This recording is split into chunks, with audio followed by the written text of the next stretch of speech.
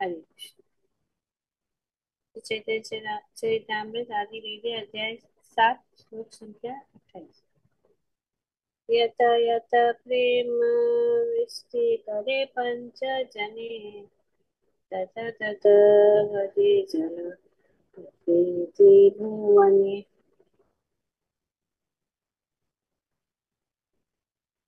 28 श्लोक।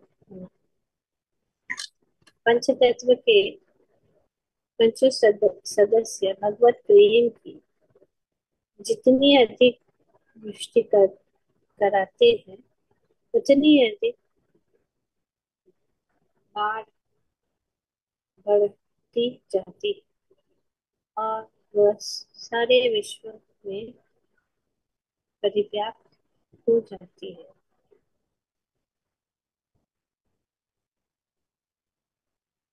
तो कृष्ण भावनामृत आंदोलन न तो गुरुवादी है न निष्क्रिय मूर्खों तथा दूतों द्वारा उठाए गए इन आक्षेपों के बावजूद बावजूद कि यूरोपियन तथा अमेरिकन मिशनों को ब्राह्मण तथा सन्यासी के रूप में मान्यता न दी जा सकती। यह आंदोलन सारे विश्व में परिव्याप्त होगा। यहाँ पर यह इंगित हुआ। यह विधि परिव्याप्त होगी और कृष्ण भावनामृत से सारे जगत को प्लावित कर देगी। तो यहाँ पे भविष्यवाणी की गई है कि भगवत प्रेम का जो सागर है बढ़ता ही जाएगा और बढ़ता ही जाएगा और सारे विश्व में परिव्याप्त हो जाता। तो ये यहाँ पे बताया गया कि किस प्रकार से हर जगह में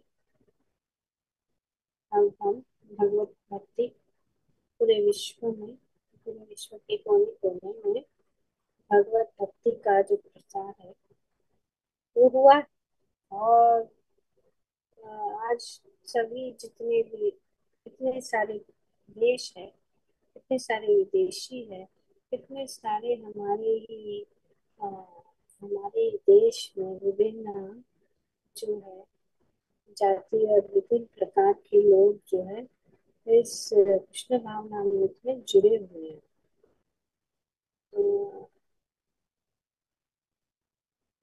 तो प्रभुपाद जी अमेरिका गए थे। आप लोग देख ही रहे हैं आजकल है ना प्रभुपाद जी जीवन के अवधि उसमें बहुत काफी चीजें बताई गई। तो स्कूल में जितना प्रभुपाद ने किया सब तो रिकॉर्ड नहीं हो सकता, लेकिन काफी हद तक हम समझ सकते हैं कि कैसे कैसे लोगों का सामना प्रभुपाद जी को करना पड़ा। सिर्फ जो भक्ति में आना चाहते थे वही नहीं, लेकिन दूसरे भी विरोध हुआ था काफी। कि लोग जो है अमेरिकन और यूरोपियन लोग उन लोग को ये संन्यास और ब्रह्मचर्य या उनको ग्रहण नहीं करना चाहिए या उनको ब्राह्मण या सन्यासी नहीं बनाना चाहिए। तो प्रभुपाद जी ने ऐसे नहीं किया क्योंकि ये इस शास्त्र में प्रमाण है कि भगवान का नाम पूरे विश्व भर में फैल रहा है। तो इस प्रकार से यहाँ पे भविष्यवाणी में बताया जा रहा है कि किस प्रकार से पूरे विश्व भर में प्रभुपाद जी ने बहुत सारी कठिनाई उठाकर जो है कृष्ण भावना आंदोलन शुरू किया। तो यहाँ पे वर्णन कि इन अमेरिकन और अमेरिकन लोगों को म्लेच्छ माना जाता है।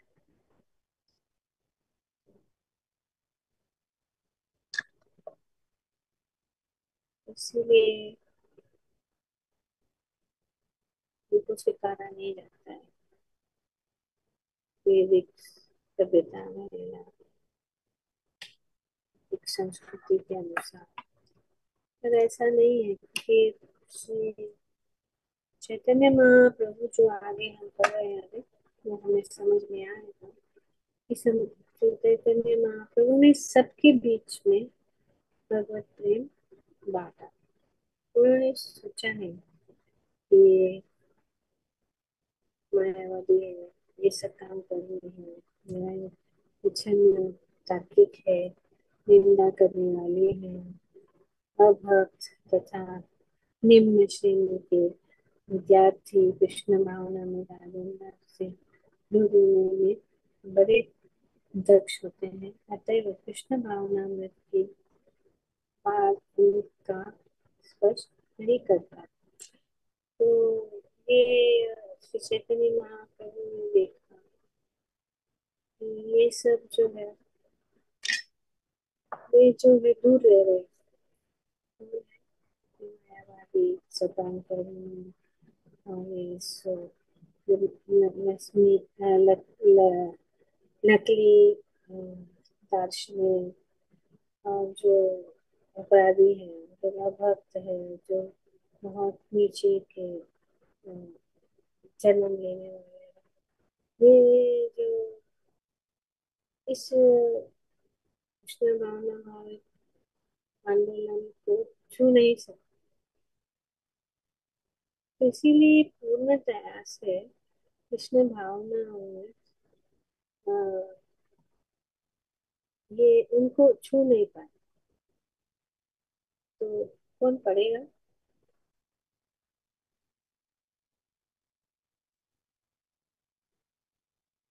Mataji, shall I read? Okay. 29, हाँ, 27. 27। 20,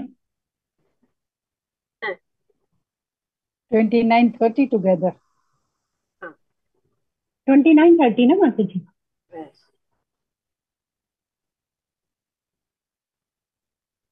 पढ़े? yes। अनुवाद। मायावादी, सकाम कर्मी, छद्म तार्किक, निंदा करने वाले, आभक्त तथा निम्न श्रेणी के विद्यार्थी कृष्ण भावना अमृत आंदोलन से दूर रहने में बड़े दक्ष होते हैं, अतएव कृष्ण भावना अमृत की बात उनका स्पर्श नहीं कर पाती। तात्पर्य: बनारस के प्रकाशानंद सरस्वती जैसे भूतकाल के मायावादी दार्शनिक की ही तरह आधुनिक मायावादी चैतन्य महाप्रभु के कृष्ण भावना अमृत आंदोलन में रुचि नहीं रखते।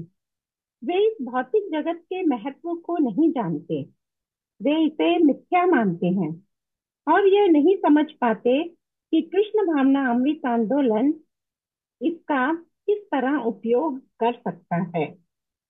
वे निर्विशेष विचारों में इतने मग्न रहते हैं कि समस्त आध्यात्मिक विविधता को वे भौतिक मान बैठते हैं।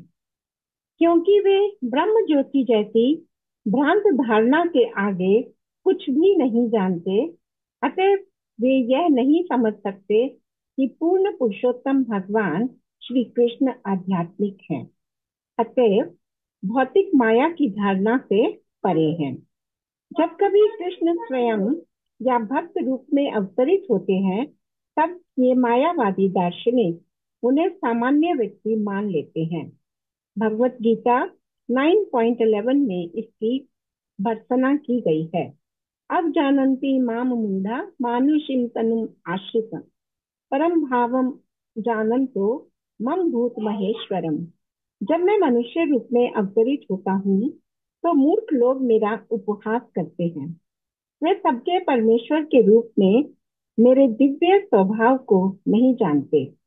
ऐसे अन्य ठग व्यक्ति भी होते हैं जो अपने आप को भगवान का अवतार बतलाकर भगवान के अवतरित होने की घटना का दुरुपयोग करते हैं और इस तरह अबोध जनता को ठगते हैं। ईश्वर के अवतार को शास्त्रों में दिए गए कथनों की कसौटी पर खरा उतरना चाहिए और उसे असाधारण कार्य करने चाहिए। हमें चाहिए कि किसी धूर्त को ईश्वर का अवतार ना माने, अपितु भगवान की तरह कार्य करने की उसकी क्षमता की परीक्षा ले।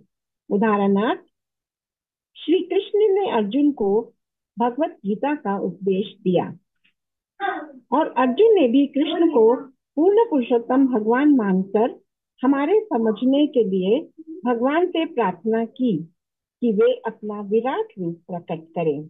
इस तरह उन्होंने कृष्ण की परीक्षा ली कि वे सचमुच भगवान हैं या नहीं। इसी प्रकार हमें चाहिए कि ईश्वर के तथाकथित अवतार की परीक्षा हम आदर्श मापदंड के अनुसार करें। हमें चाहिए कि हम उसकी योग शक्तियों के प्रदर्शन से भ्रमित न होकर शास्त्रों के कथन अनुसार ईश्वर के तथाकथित अवतार की परीक्षा लें।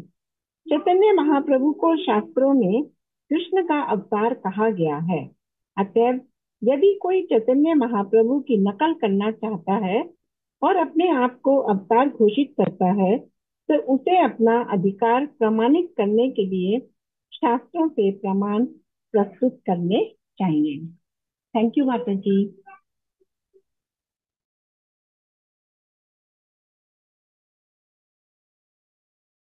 धन्यवाद। हरि बोल। हरे कृष्ण।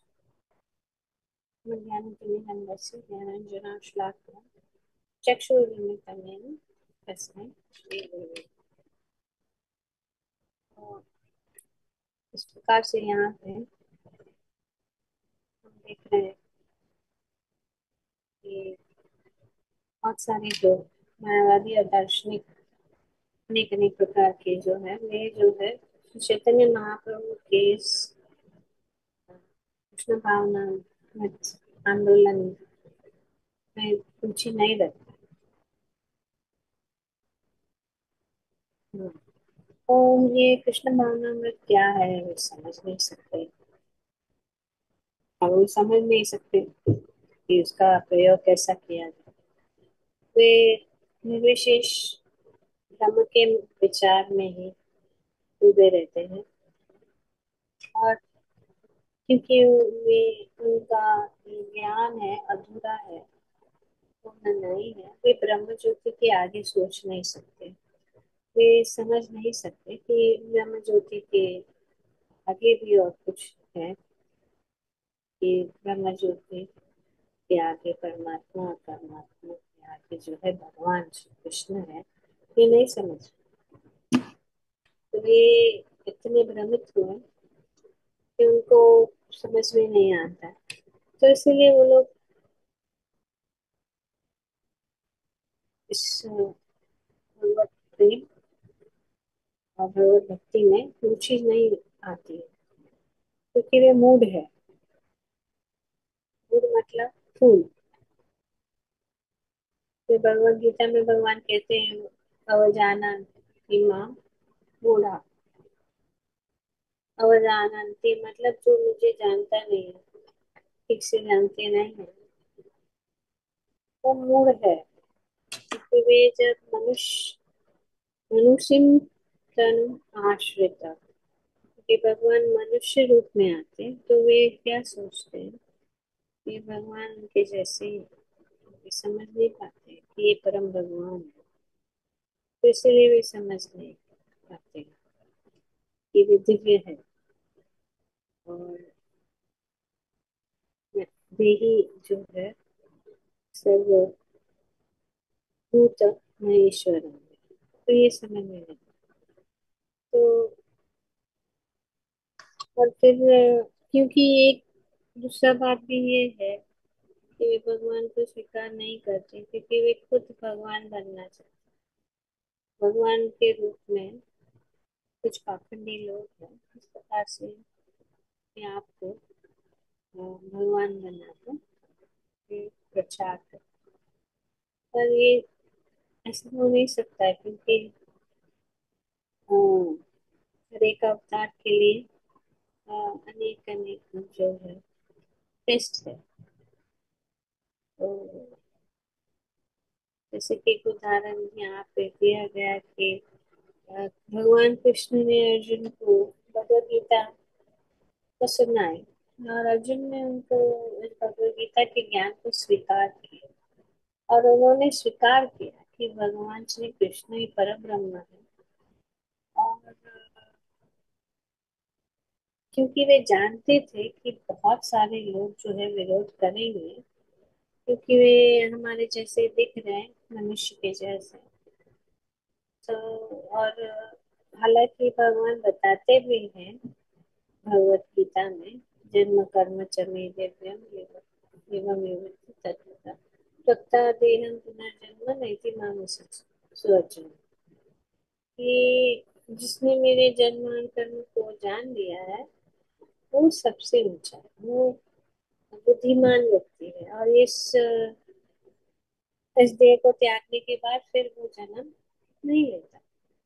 पर ये कुछ लोग हैं, तो इसीलिए आगे फिर अर्जुन ने भगवान को 11वें अध्याय भगवद गीता में हम देखते हैं कि भगवान ने अर्जुन ने भगवान के सोचा कि मैं तो मान लूं, लेकिन मुझे आपका जो ये रूप देखना है, विराट रूप। तो भगवान ने अपना विराट रूप जो है दिखाया। क्योंकि वे ये सब करना चाहते हैं, वो टेस्ट करना चाहते हैं कि आप कह रहे हो कि मैं ही भगवान हूँ, मैं ही परम पुरुष हूँ, मैं ही परम भगवान हूँ। तो ठीक है, अगर आप ऐसे हैं तो अपना रूप को दिखाइए। और उन्होंने वही अ, कुरुक्षेत्र की युद्ध भूमि में सबके सामने उन्होंने जो है अर्जुन को अपना विराट रूप दिखाया, है ना। तो ये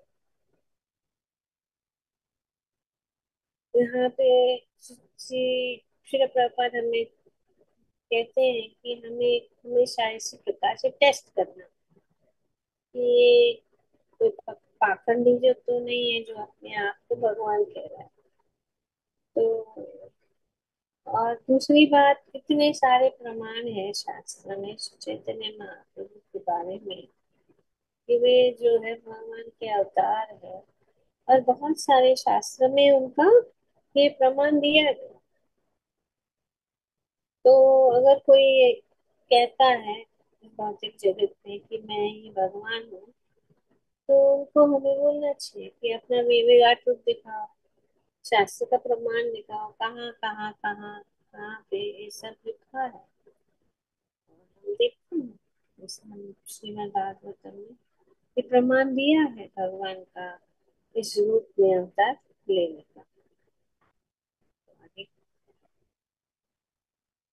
अ,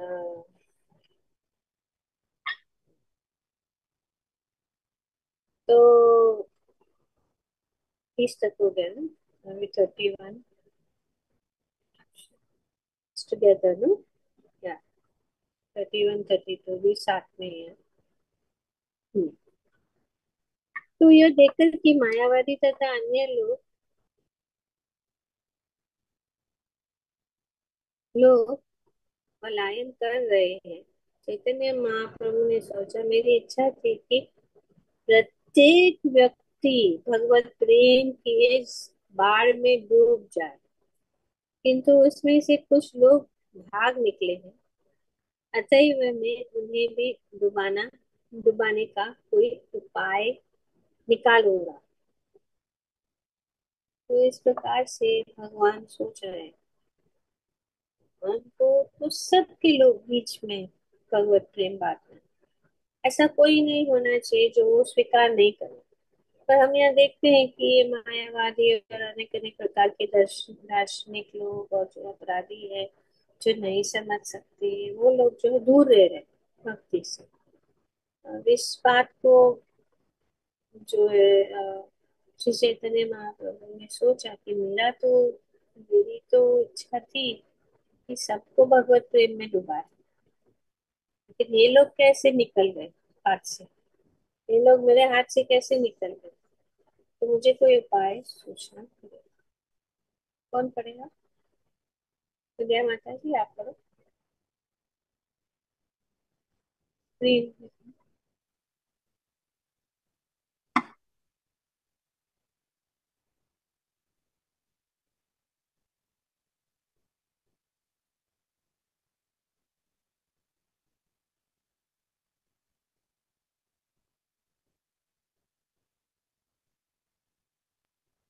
माता जी, शायद विजय माता जी को मोबाइल में तकलीफ होती है, बहुत छोटा दिखता है ना पढ़ने के नेम लिए। समरी है श्री।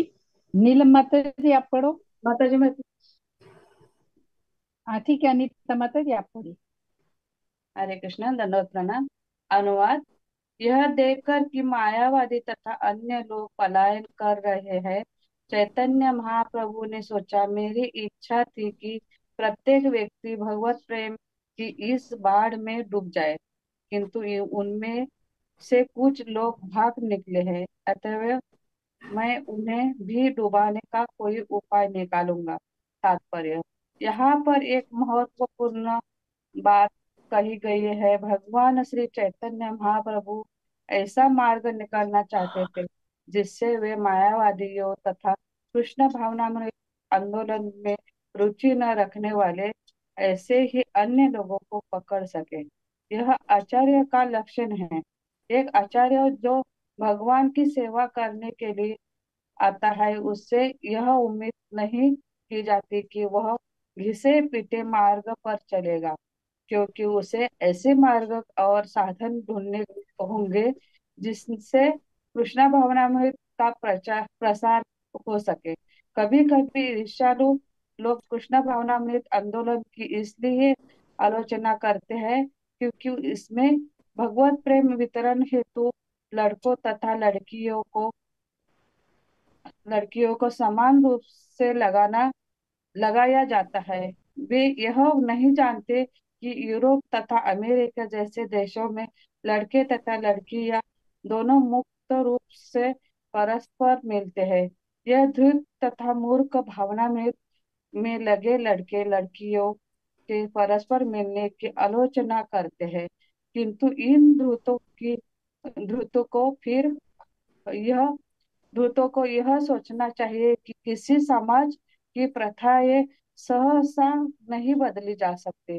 फिर भी लड़कों तथा लड़कियों दोनों का प्रचारक बनने की शिक्षा दी जाती है। इसलिए ये लड़कियां सामान्य लड़कियां नहीं रह जाती, अपितु कृष्णा भावनामृत का प्रचार करने वाले अपने भाइयों के समकक्ष ही होते हैं। इसलिए आध्यात्मिक कार्यों में लड़कों तथा लड़कियों दोनों को लगाना भावनामृत आंदोलन के प्रचार की दृष्टि से एक नीति है। जो ईर्ष्यालु मूर्ख लोग लड़कों तथा लड़कियों के परस्पर मिलने की आलोचना करते हैं, उन्हें अपनी मूर्खता से ही संतुष्ट रहना पड़ेगा, क्योंकि वे सोच ही नहीं सकते कि कृष्ण भावनामृत अमृत का प्रचार करने के लिए किस तरह से इस कार्य के लिए उपयुक्त साधनों का उपयोग किया जाए। उनकी घिसी पीटी विधियों से कृष्णा भावनामृत का प्रसार नहीं हो सकेगा। इसलिए हम जो भी कुछ कर रहे हैं, वह चैतन्य महाप्रभु की कृपा से पूर्ण है, क्योंकि उन्होंने ही कृष्णा भावनामृत से रहने वाले की पकड़ने के लिए एक मार्ग का आविष्कार करने के लिए अनुमोदन किया था।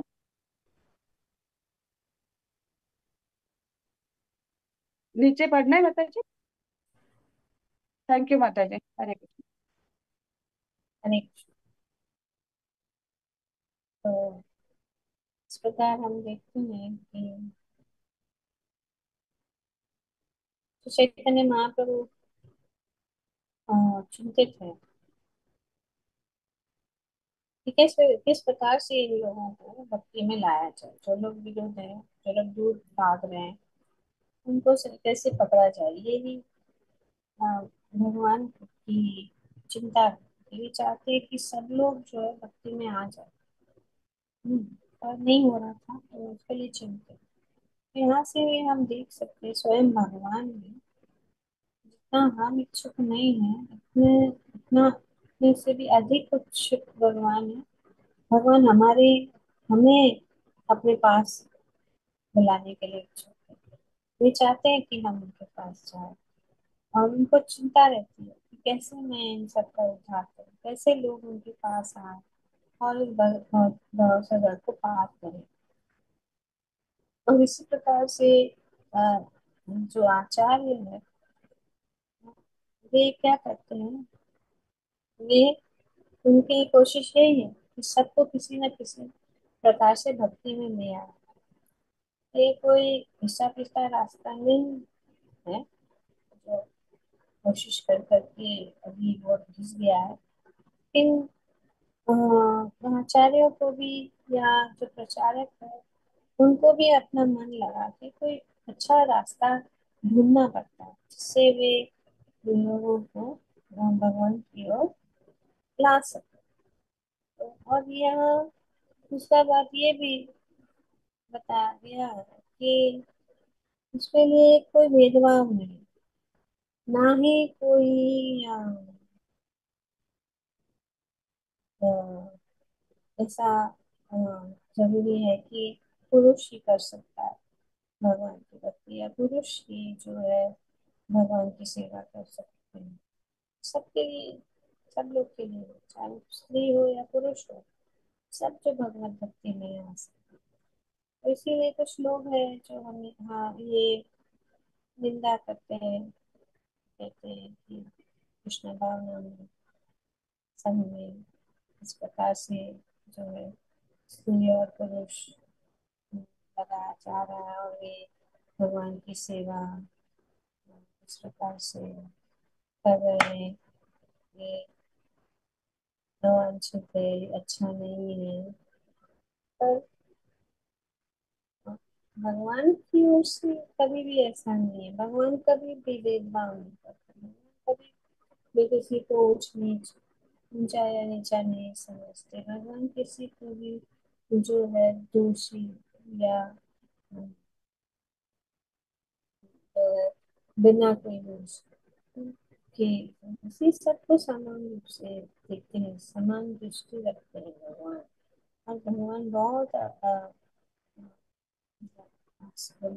बहुत इच्छुक रहते हैं कि सभी को उनकी ओर ले आए। उसी प्रकार से जो आचार्य है, आचार्य भी सोचते रहते हैं कैसे करें, कैसे करें। जैसे कि भी अभी हम देखते हैं, हमारे छोटा सा ये ग्रुप ले लो, तो हमारे ग्रुप में इतने सारे लोग जुड़े हुए, पर कुछ लोग आते नहीं हैं।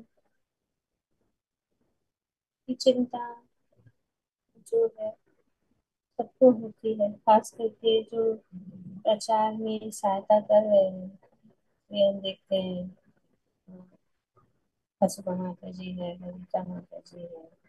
वे हमेशा देखते हैं कि तो सब लोग क्यों नहीं आ रहे, क्यों रुचि में नहीं रहे, उनको बुलाओ, उनको लेके आओ। इस प्रकार से अमृता माता जी है, अमृता माता जी हर हफ्ते लोगों को बुलाती है, उनको कांटेक्ट करती है कि आओ आओ। और उनको कैसे लिया, फिर सोचते हैं चलो ये करेंगे, वो करेंगे, क्विज करेंगे, नृत्य करेंगे, कुछ उत्सव करेंगे, कुछ पाउन पार्टी करेंगे, या कुछ प्रेजेंटेशन करेंगे, ताकि लोगों की रुचि बढ़े। और इस प्रकार से प्रसादन का, अच्छा प्रसादन का अरेंजमेंट करे, या लोगों को दूर न करने के लिए अनेक अनेक चीजें इन्वेंट करते हैं, अनेक अनेक तरीके इस्तेमाल करते हैं प्रचार को और जो है इंटरेस्टिंग बनाने के लिए। तो ये कोशिश होती है। हमें भगवान भी ऐसे सोचते हैं कि सबको कैसे मैं बुलाऊं, सबको, सब लोग कैसे भक्ति।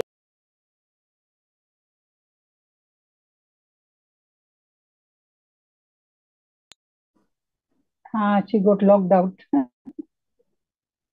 My mistake. She tapped More than something. likely. हाँ। I thought she tapped something. हम्म।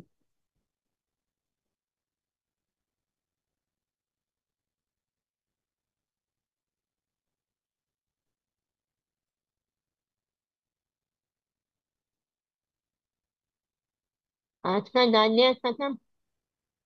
हाँ, आ गए माता जी। कल हरे तो इस प्रकार से विचार सबका चिंता है कि सबका 1 minute actually disturb.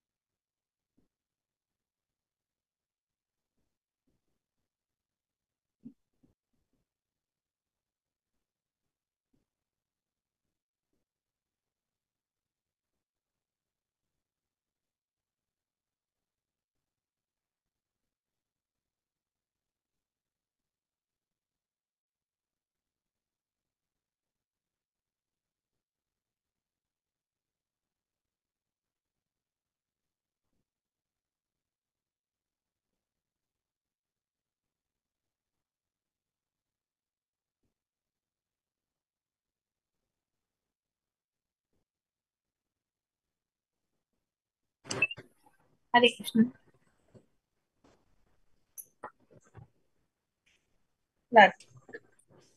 Sorry sorry.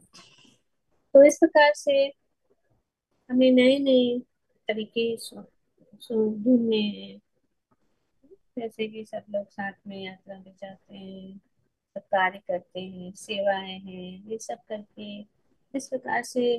और जो लोग कुछ चीज में रुचि रहते हैं, उन चीजों के ऊपर उनको उस प्रकार का इन्वॉल्वमेंट देते हैं। तो इस प्रकार से सबको नजदीक लाने का कोशिश जारी है। तो ये इसी प्रकार से यहाँ पे भी श्री चैतन्य महाप्रभु ने सोचा कि आपको अब इन लोगों को कैसे मैं, जो नहीं आ रहे, उनको कैसे मैं डुबाऊं भगवत प्रेम में, कोई छूट न जाए, कोई हाथ से निकल न जाए। तो उन्होंने इसीलिए निर्णय किया कि वे संन्यास ग्रहण करें। तो उन्होंने बहुत ही, हम देखते हैं, कम आयु में उन्होंने संन्यास ग्रहण किया। इस प्रकार महाप्रभु ने पूरी तरह विचार करने के बाद संन्यास आश्रम ग्रहण किया। ये कारण है कि सन्यासी गृहस्थ का जितना, ये जो सफेद कपड़ा है वो ज्यादा आकर्षित नहीं करता है जितना भगवा कपड़ा है। ऑरेंज क्लॉथ वेरी अट्रैक्ट ब्रह्मचारी है, सन्यासी खास करके। तो और वो लोग जो है उनका बात ज्यादा मानते हैं। तो इस प्रकार से यहाँ पे देखते हैं कि चैतन्य महाप्रभु ने सोचा कि अगर मैं उन तक पहुंचना, अगर मैं मुझे उन तक पहुंचना है तो कोई तरीका ढूंढना पड़ेगा। वो तरीका ये क्या है, मुझे सन्यास। कौन पड़ेगा? मैं पढ़ू माता? कौन है वो? कौन है? नीलम माता जी। नीलम नीलम। माता जी। पढ़ो। अनुवाद। इस प्रकार महाप्रभु ने पूरी तरह विचार करने के बाद संन्यास आश्रम ग्रहण किया। तात्पर्य: भगवान श्री चैतन्य महाप्रभु को संन्यास ग्रहण करने की आवश्यकता न थी, क्योंकि वे साक्षात भगवान हैं। अतएव उन्हें जीवन के देहात्म बोध से कोई प्रयोजन नहीं था। श्री चैतन्य महाप्रभु आठों वर्णों तथा आश्रमों अर्थात ब्राह्मण, क्षत्रिय, वैश्य तथा शूद्र, ब्रह्मचारी, गृहस्थ, वानप्रस्थ तथा संन्यास में से किसी के साथ सॉरी संबंधित नहीं है।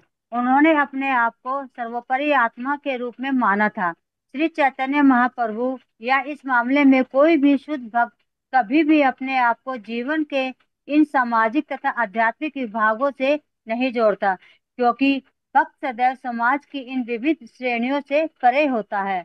तो भी भगवान श्री चैतन्य ने इस आधार पर संन्यास ग्रहण करना स्वीकार किया कि जब वे सन्यासी बन जाएंगे तो हर व्यक्ति उनका सम्मान करेगा और इससे हर व्यक्ति का मंगल होगा। यद्यपि उन्हें संन्यास ग्रहण करने की कोई आवश्यकता न थी, किंतु उन्होंने उन लोगों के मंगल हेतु ऐसा किया जो उन्हें सामान्य मनुष्य मानते थे। उनके संन्यास ग्रहण करने का प्रमुख कारण मायावादी सन्यासियों का उद्धार करना था। यह इसी अध्याय में आगे स्पष्ट हो जाएगा।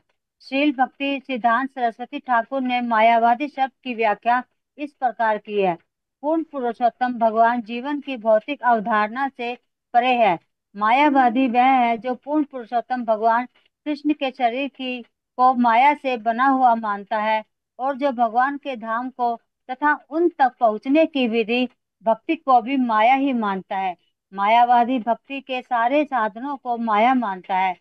माया इस भौतिक स्थिति की सूचक है जिसका विशेष लक्षण सकाम कर्मों की प्रतिक्रिया भुगतना है। मायावादी लोग भक्ति को ऐसा ही सकाम कर्म मानते हैं। उनके अनुसार जब भागवत अर्थात भक्तगण दार्शनिक चिंतन से शुद्ध हो जाएंगे तभी उनकी भक्ति मुक्ति हो सकेगी। भक्ति के विषय में ऐसा तर्क वितर्क करने वाले लोग कुर्तातीत झूठे तार्किक कहलाते हैं और जो लोग भक्ति को सकाम कर्म मानते हैं वे कर्मनिष्ठ कहलाते हैं। जो लोग भक्ति की आलोचना करते हैं वे निंदक कहलाते हैं। इसी प्रकार वे अभक्त जो भक्ति कार्यों को भौतिक मानते हैं पाखंडी कहलाते हैं और इसी प्रकार का दृष्टिकोण रखने वाले विद्वान अधम पडुया कहलाते हैं। कुर्तार्किक, निंदक, पाखंडी तथा अधम पडुया इन सबने श्री चैतन्य महाप्रभु के भगवत प्रेम विकास के आंदोलन के लाभ से अपने आप को दूर रखा, किंतु श्री चैतन्य महाप्रभु को इन पर दया आई, जिसके कारण ही इन्होंने संन्यास ग्रहण करने का निश्चय किया, क्योंकि ये सभी उन्हें सन्यासी के रूप में देखकर उनका सम्मान करेंगे। आज भी भारत में संन्यास आश्रम का आदर किया जाता है। यहाँ तक कि सन्यासी की वेशभूषा से ही भारतीय जनता में आदर भाव जगता है। इसलिए श्री चैतन्य महाप्रभु ने अपने भक्ति संप्रदाय के विचार प्रचार की सुविधा के लिए संन्यास स्वीकार किया। यद्यपि उन्हें आध्यात्मिक जीवन के इस चतुर्थ आश्रम में प्रवेश करने की कोई आवश्यकता न थी। हरे कृष्ण। हरे कृष्णा माता जी, दंडवत।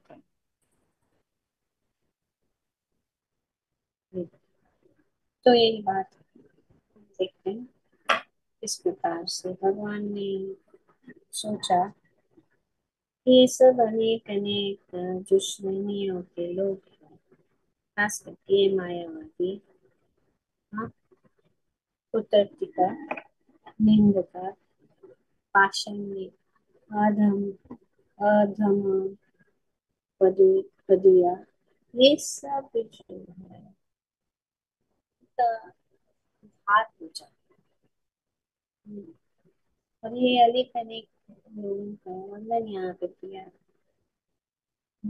खास करके मायावादी कौन है इसका समझना बहुत जरूरी है, क्योंकि ये ही बहुत महत्वपूर्ण चीज है जो हमेशा हम बार बार, खास करके चैतन्य चरितामृत में ये मायावाद लोगों का विषय में पढ़ेंगे, क्योंकि बार बार ये बताएंगे कि ये मायावादी मायावादी मायावादी। तो एक इस प्रकार से उन्होंने उनका मंगल, उनके मंगल हेतु संन्यास ग्रहण किया, ताकि उनको कोई जरूरत नहीं। परम पुरुषोत्तम भगवान है, परम भगवान है, उनको उनके उनको अ, ये सब चार वर्ण और चार आश्रम से कोई लेना देना नहीं है। भौतिक जगत की कोई भी चीज ऐसे उनका कोई लेना देना नहीं है। इन भौतिक जगत की कोई भी चीज उनको छू नहीं सकती। ये सब चीजों से परे है, क्योंकि वे ये भूमिका निभा रहे हैं। ये सब अवतार है, सबके ऊपर ये सबसे महावदन न्याय अवतार है। सबके ऊपर बिना संकोच, बिना विचार किए कि कौन है, ये योग्य है कि नहीं योग्य है, इस सबके बीच में प्रेम, भगवत प्रेम बांटना चाहते थे। ये पूरे विश्व को भगवत प्रेम में डुबाना चाहते थे। ये ऐसा नहीं था कि वे कुछ लोगों को ही भगवत प्रेम बांटना चाहते, दूसरों को नहीं। तो इसीलिए उन्होंने ये खास करके ये मायावाद लोगों को उन्हें संन्यास ग्रहण करने का प्रमुख कारण, तो प्रमुख कारण संन्यास ग्रहण करने का ये मायावादी सन्यासियों का उद्धार करने के लिए। आ, इसीलिए आगे भी ये बताया जा रहा है कि कैसे कैसे भगवान ने अनेक अनेक जो ये मायावादी सन्यासियों का उद्धार किया। तो इसलिए ये भी जानना जरूरी है। श्री भक्ति सिद्धांत सरस्वती ठाकुर ने मायावादी शब्द की व्याख्या की है कि पूर्ण पुरुषोत्तम भगवान जीवन की भौतिक अवधारणा से परे है। तो ये बहुत इम्पोर्टेंट है कि ये भगवान श्री कृष्ण भौतिक अवधारणा से परे है। मायावादी वह जो पूर्ण पुरुषोत्तम भगवान कृष्ण के शरीर को माया से बना हुआ मानता है। तो क्या मानते हैं कि भगवान भी हमारे जैसे सामान्य शरीर वाले, जैसे हमारे हाथ, दो हाथ है, पैर है, शरीर की मांसपेशियां, ये सब है, तो उनका भी ऐसा ही है, क्योंकि दिखता तो वैसा ही है ना। पर पर जो दिखता है हमेशा बात वो होती नहीं है। खास करके जिसको ज्ञान है वो जान लेते, पहचान लेते हैं। तो क्योंकि वैसे हमारे जैसे दिखते हैं, तो हम उनका जो है स्थान या उनका पोजीशन तो नहीं समझ सकते। और भगवान कहते हैं कि मैं मेरा जीवन मतलब मेरे जन्म कर्म समय दिव्य, भगवान कहते हैं ना भगवत गीता, कि मेरा जो है जो भी मैं करता हूँ दिव्य है। चाहे वो ऐसे सामान्य दिखे, पर वो ऐसा नहीं है। भगवान क्या है, दिव्य है। पर इसीलिए इस चैतन्य महाप्रभु को देखकर ये लोग मायावाद संन्यास संन्यासी मायावाद लोग हैं, वो उनको खास करके जो मायावाद ये सन्यासी है उनको नहीं स्वीकार कि वे भावुकता में और पागलों के जैसे इस प्रकार से उनको वेदांत पढ़ना चाहिए, है ना। तो ये सब बातें हैं।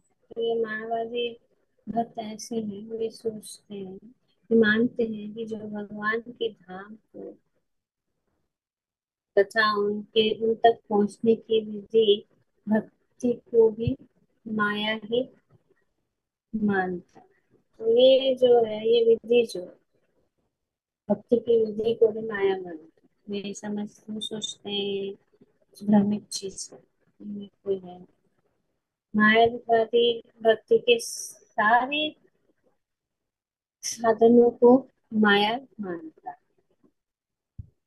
तो मायावादी जो है भक्ति के सारे साधन है, वो क्या मानते हैं, ये सब माया।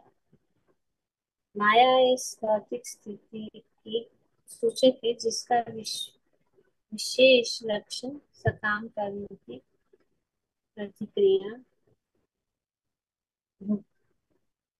भुगतना, मतलब ये जो सब जो है सकाम कर्म, तो मायावादी लोग भक्ति को ऐसा ही सकाम कर्म मानते हैं, वो ऊंचा नहीं मानते, वे निम्न मानते हैं। अभी भी बहुत लोग हैं, बहुत मायावादी सन्यासी है और सोचते हैं कि ये भक्त लोग जो है उनको कुछ पता नहीं है, ये सब माया नहीं है। जो क्योंकि वो सामान्य रूप से नाचते हैं, गाते खाते पीते, उनके अनुसार जब भगवान अर्थात जब भागवत अर्थात भक्तगण दार्शनिक चिंतन से शुद्ध हो जाएगा, तभी उसको उसकी मुक्ति हो सकती है, ऐसे सोच वो दार्शनिक चिंतन से विश्व पूजा भक्ति के विषय में ऐसे तर्क वितर्क करने वाले लोग बहुत है, जैसे कि यहाँ पे लिस्ट बताया गया है, ताकि झूठे तार्किक, जो झूठे तर्क वितर्क करने वाले दार्शनिक और जो लोग भक्ति को सकाम कर्म मानते हैं, वो कर्मनिष्ठ, हाँ, ये कर्मनिष्ठ लोग हैं। और जो लोग भक्ति की आलोचना करते हैं, निंदा कहलाते हैं, निंदा करने वाले पाखंडी, दृष्टिकोण, परुया, ये सब अनेक अनेक लोग, इन लोगों ने वो अपने आप को दूर रखा भक्ति से, क्योंकि वे भक्ति का जो मार्ग है उसको उनको समझ में नहीं है। कभी कभी कुछ चीजें जो सरल है ना, उसको बहुत आम माना जाता है। तो बड़ा बड़ा अगर कुछ जानवर बड़ा बड़ा कुछ बताओ ये क्या है, ये तो हम कोई भी कर सकता है, जो नहीं कर सकता है वो करता है, मतलब वो बड़ा आदमी है, ऐसा। पर ऐसा नहीं है भक्ति में, क्योंकि ये भौतिक विचार है। आध्यात्मिक जीवन में जैसे हम देखते हैं कि कोई एक श्रुति गिलहरी भी श्री राम लीला में हम देखते हैं, का योगदान बड़ा बड़ा माना जाता है। जो बड़े बड़े शक्तिशाली जो भगवान के भक्त हैं उनके बराबर, तो ये बहुत आसान है, तो किसी इसके लिए सोचते हैं इसमें कुछ नहीं है, वेदांत करो, और इस प्रकार से दार्शनिक बनो, और शुद्धिकरण होने के बाद परीक्षण में कोई भी अच्छे की भगवत प्रेम को प्राप्त कर सकता है, अगर उसको श्रद्धा, सबसे महत्वपूर्ण चीज है श्रद्धा। तो इन सब में श्री चैतन्य महाप्रभु के भगवत प्रेम विकास के आंदोलन को के लाभ से अपने आप को दूर रखा, किंतु श्री चैतन्य महाप्रभु को इन पर दया आई, उनके कारण ही उन्होंने संन्यास ग्रहण करने का निश्चय किया, क्योंकि ये सब उन्हें सन्यासी के रूप में देखकर उनका सम्मान करें। तो इसीलिए श्री चैतन्य महाप्रभु को करना पड़ा कि उनको संन्यास ग्रहण करना पड़ा, उनको संन्यास आश्रम स्वीकार करना पड़ा, क्योंकि सन्यासी को देख के लोग उनको सम्मान करें। तो जब किसी का सम्मान मतलब क्या, किसी का सम्मान करना मतलब उनके आदेशों का पालन करना, ये सम्मान। ऐसा नहीं ऊपर ऊपर से सम्मान दिखाना है। तो होते हैं, आते हैं गुरु के सामने तो हाथ जोड़ते हैं, ऐसे ऐसे करते हैं, हाथ छूते हैं, नीचे दंडवत करते हैं, तो बाहर ये है। लेकिन अच्छा असली सम्मान ये है जो उनके वाक्य जो भी वे बताते हैं उनको करना, बिना संकोच, बिना डाउट, तो ये उसको कहते हैं सम्मान।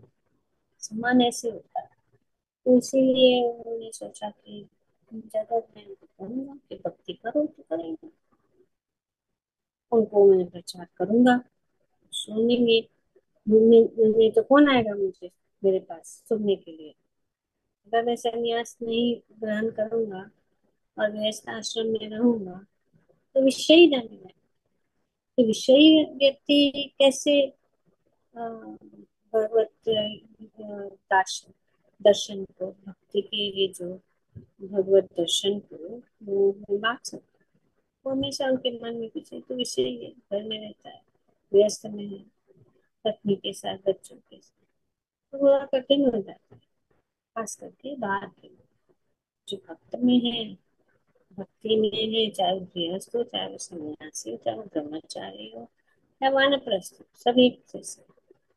पर ये अनेक अनेक प्रकार के लोग वो नहीं स्वीकार करेंगे, तो इसीलिए श्री चैतन्य महाप्रभु ने सोचा कि मैं सन्यास, तब जो भी मैं कहूँगा एटलीस्ट वे मेरे सामने आएंगे, मेरे साथ सामने आएंगे, तर्क वितर्क करेंगे, आर्ग्यूमेंट्स करेंगे कि आप ये क्या कर रहे हैं, क्यों कर रहे हैं, ये करो, या अपना दर्शन जो है उनके सामने प्रस्तुत करके उनका दर्शन के विषय में बताने की कोशिश करेंगे उसे। और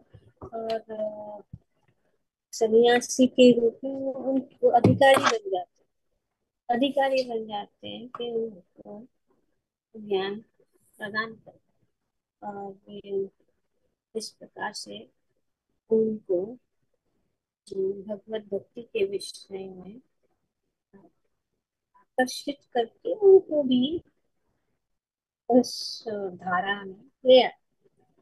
तो इसलिए इसी कारण था, क्योंकि वे सब उन्नीस सन्यासी को जो सम्मान देते हैं आज भी। ना हम बता ही रहे थे कि आज भी भारत में सन्यास आश्रम का आदर किया जाता है, कैसा भी सन्यासी हो का आदर होता है।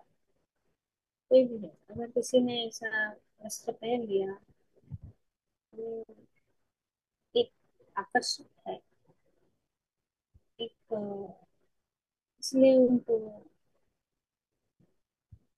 महान माना जाता है, महाराज माना जाता है, महाराज महान बन जाते हैं, सब लोग उनका रिस्पेक्ट करते हैं। और आज भी ऐसा है, संन्यास आश्रम का आदर किया। जहाँ तक सन्यासी की वेशभूषा से ही भारतीय जनता में आदर भाव जगता है। तो कोई सन्यासी किसी के सामने आ जाए, गृहस्थ कितना भी बड़ा भक्त क्यों ना हो, सन्यासी आ जाए तुरंत उनका सन्यासी का आदर किया जाए। फिर वे सबसे ऊंचे, वे सब कुछ, सभी विषय चीजों से अपने आप को दूर करते हैं। कठिन जीवन है सन्यास का, जीवन तो इतना आसान नहीं है, कठिन जीवन है। देखते हैं किस प्रकार से श्री चैतन्य महाप्रभु ने संन्यास ग्रहण किया, कैसे वे रह रहे थे, कैसे वे। और वे दूसरा बात ये भी है हम सबको उदाहरण देने के लिए कि हमें अपना जीवन को कैसे चलाना है। खास करके सन्यासियों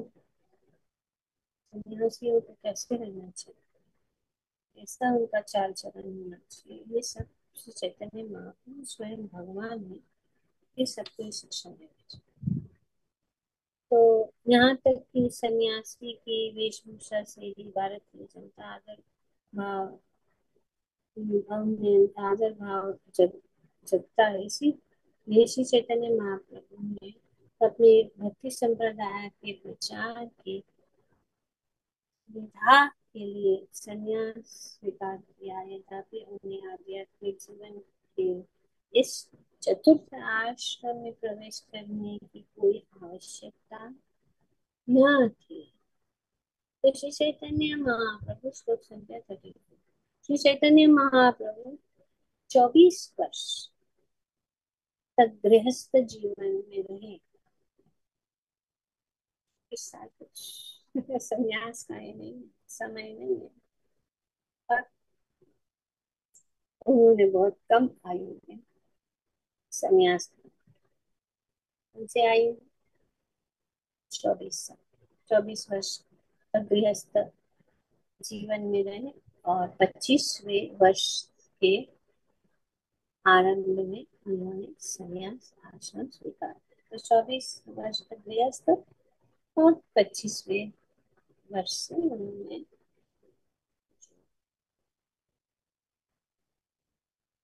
संन्यास आश्रम स्वीकार किया। अत्यधिक आध्यात्मिक जीवन के 4 आश्रम है: ब्रह्मचार्य, गृहस्थ, वानप्रस्थ तथा संन्यास। और प्रत्येक आश्रम में 4 विभाग। ब्रह्मचारी आश्रम के विभाग है यहाँ पे बहुत अच्छी तरह से, तो एक्चुअली ये डिटेल्स भी है। तो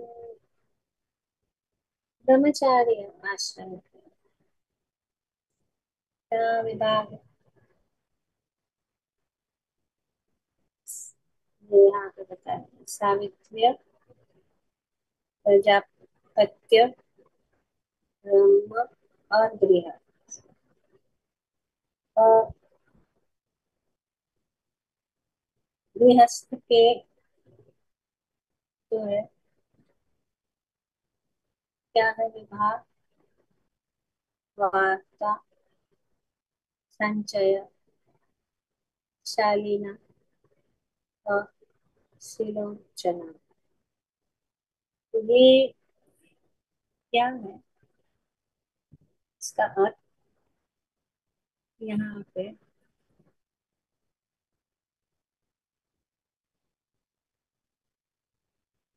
गृहस्थ से यहाँ पे गृहस्थ का बताएंगे। वार्ता मतलब वृत्ति वाले, और तो वृत्ति वाले नहीं, वृत्ति वाले मतलब गृहस्थ आश्रम वृत्ति वाले, Accumulation. Professionals, Okay. प्रोफेशनल्स। और संचय एकत्र करने वाले, एक्यूमुलेटर। शालीन जो किसी के कुछ भी नहीं मांगता, शालीन उसको कहते हैं। सिलोचन जो जो धान के खेतों से अन्न बटोरते हैं। इसी तरह वानप्रस्थ आश्रम के भी विभाग है। तो इतना लेकिन एक विभाग सब एक जैसे नहीं माने जाते हैं। उनके कार्य के अनुसार, उनकी पदवी के अनुसार, उनकी स्थिति के अनुसार ये जो वानप्रस्थ में रेखा नसब, वाल्कीय, औदुंबरा और फेनर, ये ऐसा जो है ये वानप्रस्थ। और संन्यास है कुटी चक्र, बहुदत्त, हम्स और निष्क्रिय। और ये संन्यास का डिवीजन। और इन सन्यासियों में 2 विभाग: धीर और नरोत्तम। भागवतम में बताया।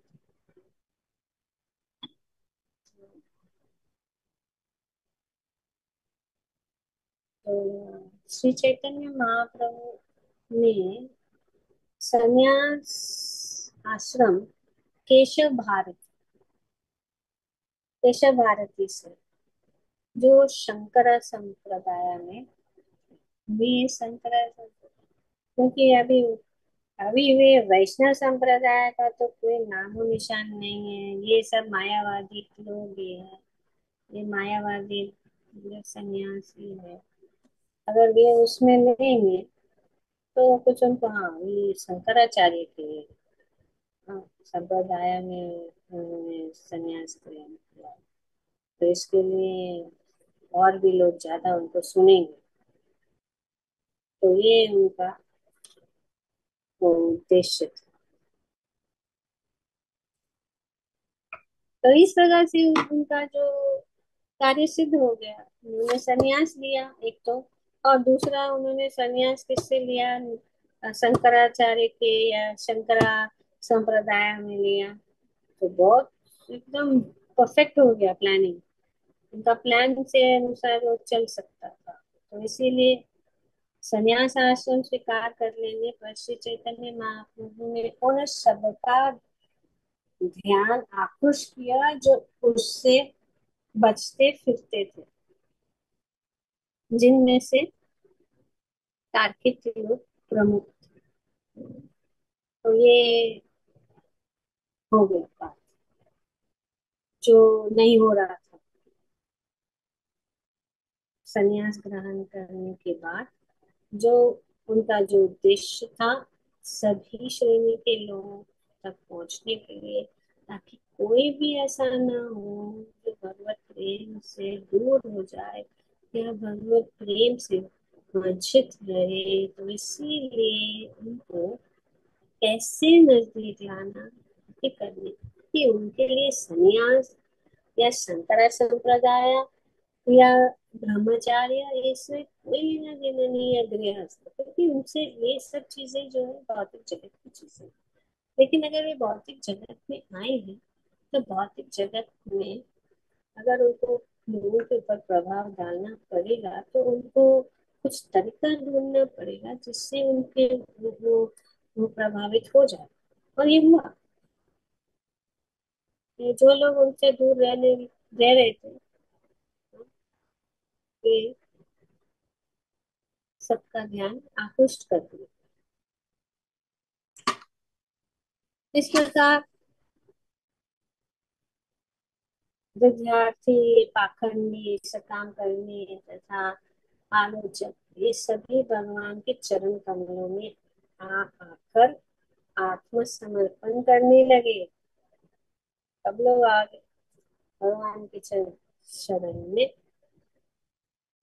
और श्री चैतन्य महाप्रभु ने उन सबको क्षमा प्रदान की और वे सभी भक्ति के सागर में निमग्न हो गए, क्योंकि ऐसा कोई भी नहीं था जो श्री चैतन्य महाप्रभु के अद्वितीय प्रेम रूपी जाल से बच सके। बोलो श्रीमद्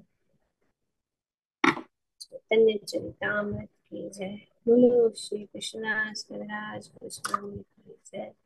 ओम तत्सत। Thank you very much. Hare Krishna. तो यहाँ पे we have stopped at 37। अब हम जो तात्पर्य लंबा है और इस कंटिन्यूटी के लिए हमने इसका अनुवाद पढ़ लिया। अभी अगली बार अनुवाद भी पढ़ेंगे और तात्पर्य भी पढ़ेंगे और धीरे धीरे छोटे छोटे कदम उठाते हुए हम आगे बढ़ेंगे और सब बात को समझ में आ जाए। तो चैतन्य